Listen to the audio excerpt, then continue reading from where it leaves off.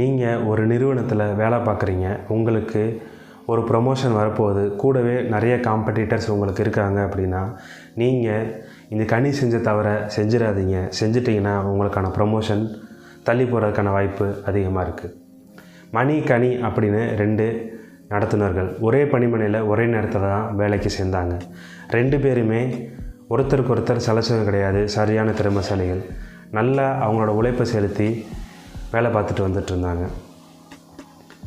அவங்களுக்கு எக்ஸ்பீரியன்ஸ் அதிகமாகுது. கொஞ்ச நாளில் அவங்க டிப்போவில் இருந்து ஒரு செக் இன்ஸ்பெக்டருக்கான ஒரே ஒரு இடத்திற்கான காலி இடத்திற்கு அறிவிப்பு வெளியாகுது. 2 பேருமே தகுதியானவங்க தான். மணி என்ன நினச்சாரு, 2 பேரில் யாருக்கு இந்த வாய்ப்பு கிடைச்சாலும் சந்தோஷம்தான் அப்படின்னு நினச்சி மணி நினச்சாரு. ஆனால் கனி அப்படி நினைக்கல.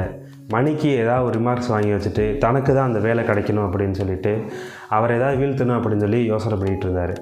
2 பேருமே மதுரை to திருநெல்வேலி போகக்கூடிய பேருந்துகளை தான் இயக்கிட்டு இருந்தாங்க. 2 பேரோட பேருந்துகளுக்கும் 10 நிமிட கால இடைவெளி தான். மாட்டுத்தாவணியிலேருந்து கனியோட பேருந்து முதல்ல கிளம்புது. அடுத்த 10 நிமிடம் கழித்து மணியோட பேருந்து கிளம்புது.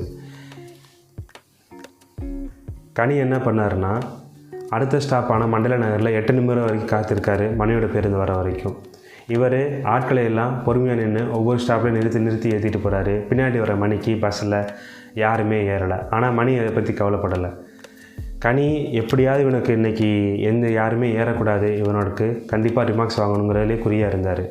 இப்படியே போயிட்டு இருக்கும்போது கோவில்பட்டியில் செக் இன்ஸ்பெக்டர் அவரோட பஸ்ஸில் ஏறுறாங்க.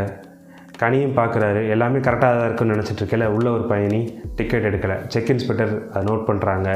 கனி பேரில் ரிமார்க்ஸ் எழுதுகிறாங்க. இப்போ கனிக்கு அவர் மணியை ஏமாற்றிட்டு மணியை வீழ்த்திட்டு நம்மளுக்கு கிடைக்கணும்னு நினச்ச இந்த செக் இன்ஸ்பெக்டர் போஸ்டிங்கு இந்த ரிமார்க்ஸ்னால அவருக்கு தள்ளி போயிடுச்சு. அது மணிக்கு கிடச்சிருச்சு, கனிக்கு அது கையில் கிடைக்கல. நீங்கள் எப்போது ஒருத்தரை கீழே இறக்கி விட்டுட்டு நம்ம மேலே வரலான்னு நினைக்கிறீங்களோ அப்போயே உங்களோட வீழ்ச்சி ஆரம்பமாயிருச்சு. நீங்கள் மேலே போகணுன்னு நினச்சா யாரை கீழே இறக்கி விட்டுட்டு மேலே போகணுன்னு நினைக்காதீங்க. நீங்கள் உழைச்சி மேலே போங்க, அப்போ தான் அது நிலைக்கும். நாளை சந்திப்போம். நன்றி, வணக்கம்.